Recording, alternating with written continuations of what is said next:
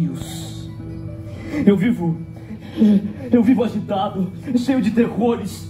É impossível trabalhar.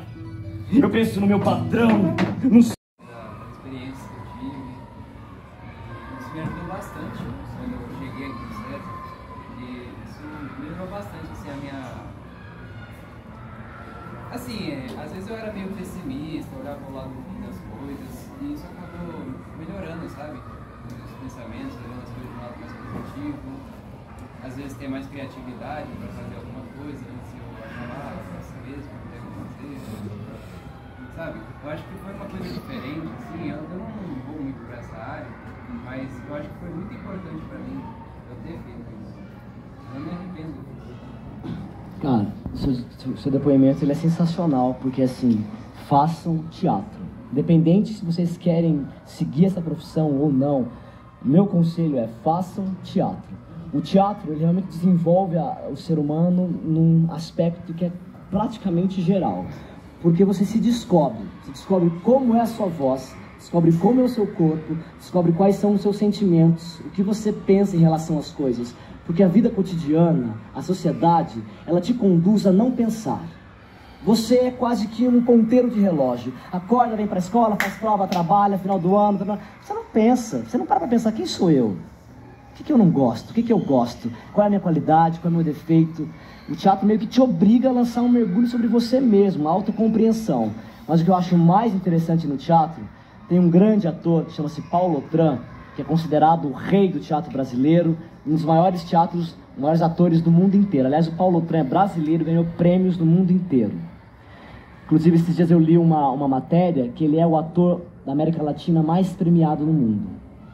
E ele fala uma coisa sobre o teatro que é assim: eu posso negociar tudo no teatro. Aqui, antes de eu entrar em cena, se ele fosse meu diretor, antes de eu entrar, minutos antes de abrir a porta, antes de eu fazer o espetáculo, ele diria assim pra mim: eu negocio tudo. Você pode errar texto, você pode errar marcação, você pode esquecer um monte de coisa, pode tropeçar, você pode fazer uma série de coisas. Só tem uma coisa que eu não negocio no teatro: é inegociável.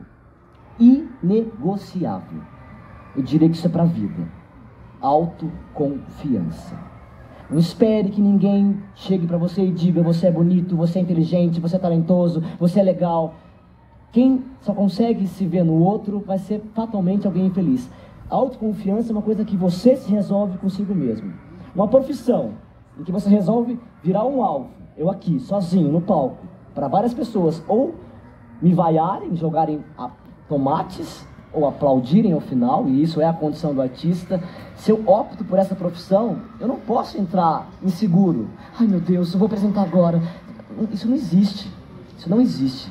Quando você vai entrar em cena, tem até uma dose de arrogância, não no mau sentido, mas assim, olha, isso eu vou fazer, sou eu. E os rappers, ele tem uma coisa que é assim: se eu tô com o microfone, é tudo no meu nome. Meio que isso. Tocou a terceira campainha, abriu a cortina. Então, autoconfiança é incrível. Quem tiver problemas com autoconfiança, procure um curso de teatro. E assim, quando foi o dia de apresentar, foi assim, uma experiência totalmente diferente, assim, sabe?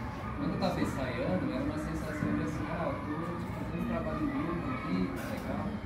Agora, a sensação de ver, assim, um teatro cheio de gente, assim, é totalmente diferente. 5 pessoas já é uma sensação maravilhosa. E eu acho muito semelhante à sensação que eu tive antes de fazer o vestibular. A hora que eu tava ali atrás da cortina lá no preparador, foi praticamente a mesma ansiedade que eu tive. Eu falava assim, não sei o que vai ser, não sei o que vai dar. Mas aí quando eu fui lá, eu acho que era a apresentação que eu fiz. Premia obras de teatro, de literatura, de música. Então a proposta desse projeto tem várias contrapartidas, entre elas é levar um espetáculo de teatro para dentro do ambiente escolar. Apresentar numa biblioteca é a primeira vez que eu faço, para mim... O que tá me dizendo? Ah, deixa de arrelia, homem! Morreu faz mais de ano, você sabe? Faz mais de ano! E eu sei... Desenha, um resumo. Então, cara, é o leite condensado da obra. É só o creme de la creme. Então vai vir, o que acontece? são os principais acontecimentos, os conflitos. A dramaturgia, quem aqui quiser, eu quero escrever dramaturgia, é diferente de poesia, que é diferente de literatura. A dramaturgia é para ser encenado. O pai da dramaturgia, eu quero escrever uma peça de teatro, um roteiro de filme. Qual é a primeira dica? Qual é a receita? O pai e a mãe da dramaturgia é o conflito.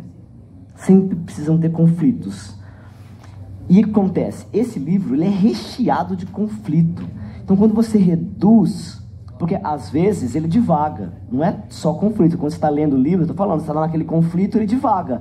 Aí ele começa a falar sobre outras coisas. Acontece muito no livro.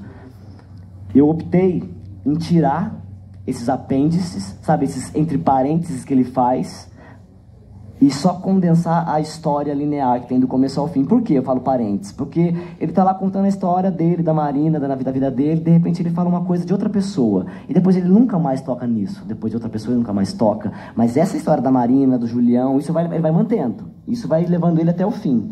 Então eu conto essa história. Para quem vai fazer o vestibular, eu imagino, é interessante conhecer esse enredo. Na hora de ler o livro, você já conhece o enredo, então para você... fica mais fácil. Uma obra nunca vai, obviamente, óbvio, jamais teria o delírio de achar que o espetáculo vai substituir o livro. Não, ele é um convite, ele é um facilitador para ler o livro, sabe? Que estimule a ler o livro. Então tem muitos conflitos, é isso mesmo, não para, né? Conflito, porque eu fui reduzindo, só fica conflito.